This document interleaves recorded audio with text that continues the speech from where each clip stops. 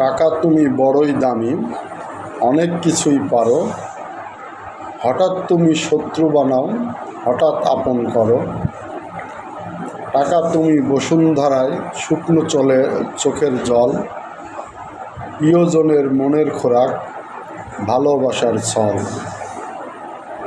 টাকা তোমার পাইনি বলে আমি ভীষণ একা, মনে বড় তৃপ্তি কবে হবে দেখা।